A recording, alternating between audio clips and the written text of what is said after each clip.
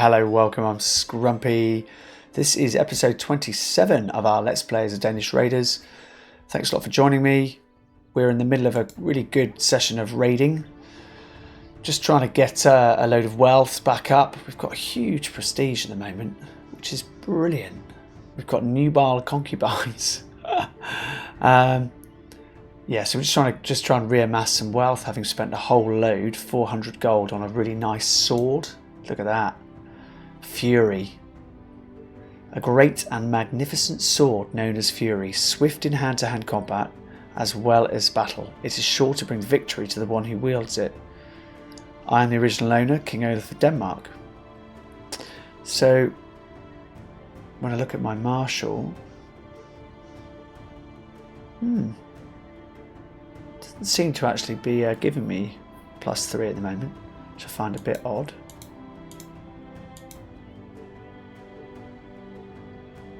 That's strange, isn't it? All right. Well, we are currently hopefully leading. We are leading troops bravely. We're hoping to get the Viking trait. That'd be a good goal for us. Oh no! In you go to Cornwall, please.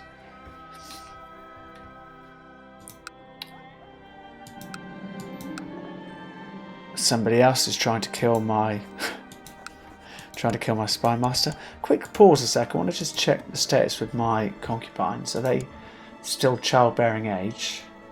32, 26, 22.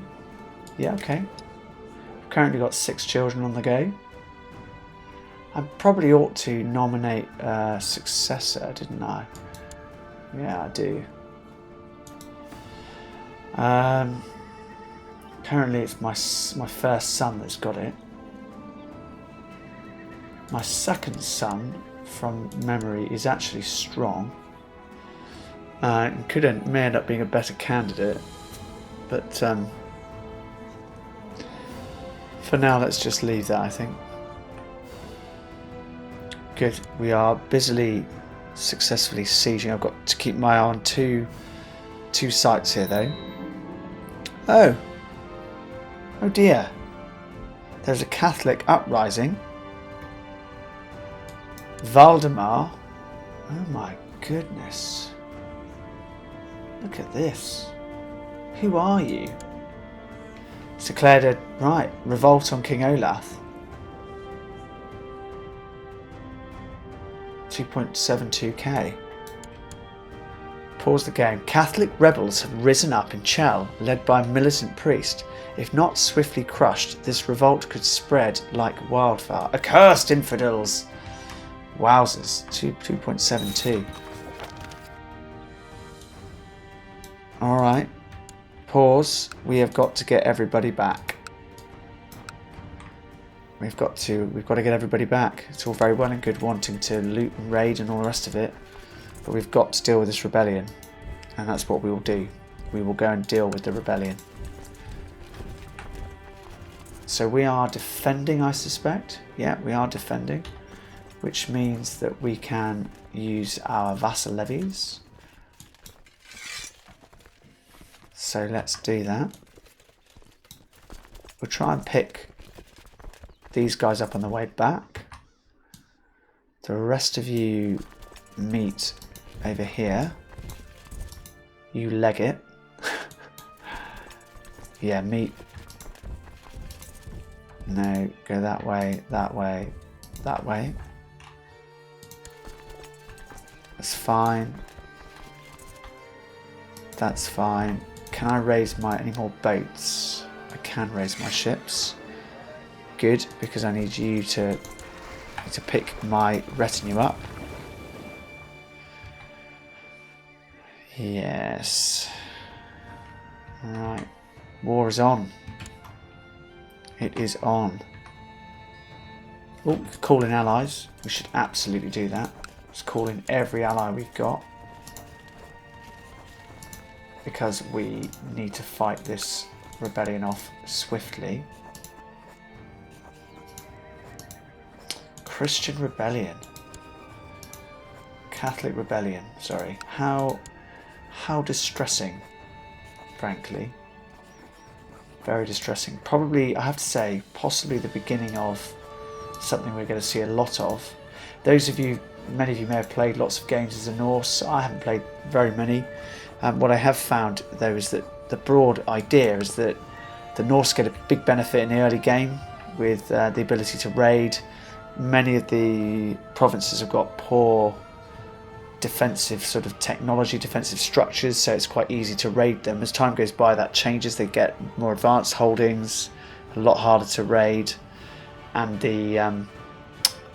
those sort of many independent provinces that make up the feudal realms start to form up into larger kingdoms.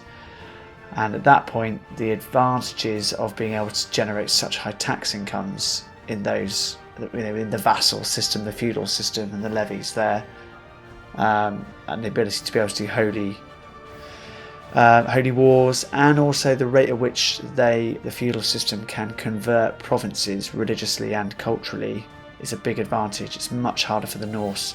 Plus, the Germanic pagans have a problem with succession when they're unreformed, so it just keeps. The Norse just keep basically breaking down every time a ruler dies, and so they just keep on fighting internally, whereas generally the feudal realms eventually form up into superpowers like the Holy Roman Empire, and it gets harder and harder, which is why we want to reform our religion. Okay, so this is possibly a sign of things to come.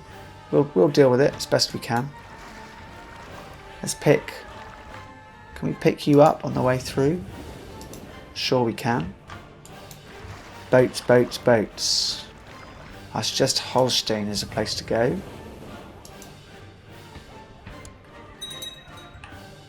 So our vassals are coming in most cases. A little bit of gold and prestige. Good. We can get all of these guys into the boats. Into Holstein as well. Alright. Siege is cracking on. Our troops are forming up. 62.4 gold and prestige. Very good.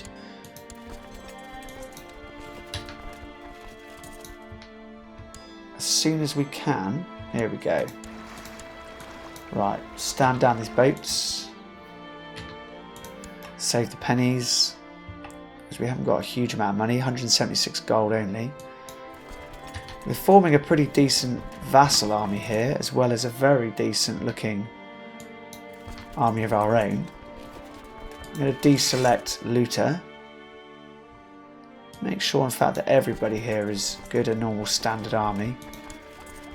Right.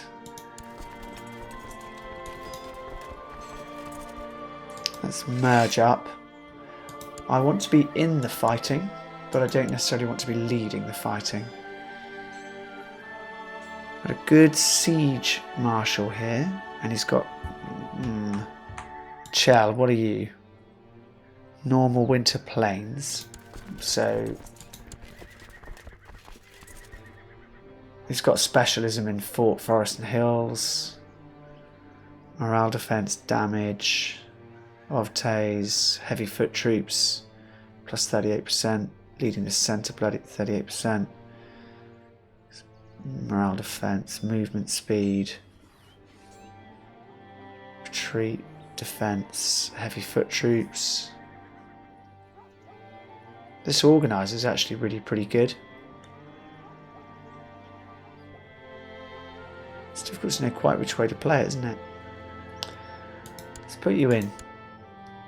And we'll have Solvi on the other flank. I want to be in one of the flanks. I want to be bravely associated with battle.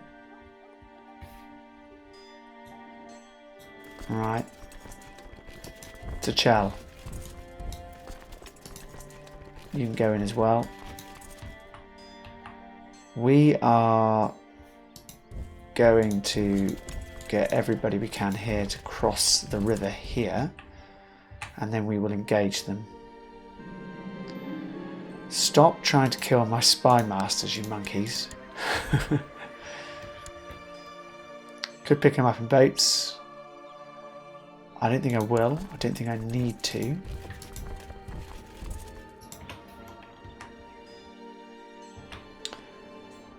We've got a pretty good ratio here. But if we just wait a little bit longer, we'll get all of our troops. Join me. Join me, join me. Oh, stop. Stop. In we go. Go around that way. Just hold, then go. Now go. Oh dear. In we go. Let's just slow the game down a little bit a second so we can look at this war. So we are on the top row. We outnumber them on all flanks. They are failing. They are failing quickly, by the looks of it. Yeah. Victory in the Battle of Shea. We killed 1,500 of them, and we captured. This is all over. Ah.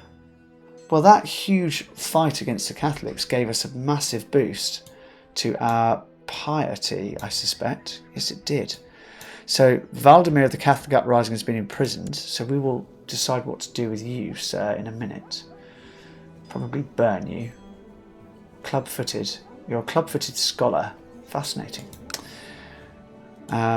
We have won this war. We killed 1,400 Catholics. Big boost to our piety, presuming that came from the war. Right, so we can reform our religion. Oh, pause the game. Ah, my wife again for the third time is pregnant. She's a real baby maker. I like that. She looks so pouty and pious, but we're lovers and we really love each other. It's beautiful. It's a beautiful thing. Pause the game. I can reform my religion, and that is what we are going to do next. I could also hold a great Baloth, which I really want to do.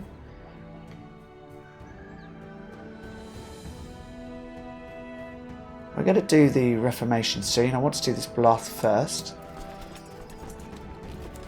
Stand everybody down. I don't want to stand down my levies. I never actually brought my levy in. Typical. Can I do more with levy retinues yet anyway? Yeah, I could.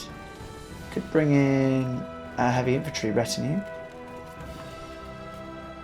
Could save up my pennies and won't be long before I can get another house car. I think I'll wait for that. So we've got like a northern defence force here at the moment. You can stand down as well. I want to hold a great Bluff. It will cost me 50 gold. The prosperity for my county increases slightly. How much money is it going to cost me? I'm a bit nervous about this. Alright. Join me next time, guys. This has been great fun. Thanks, bye.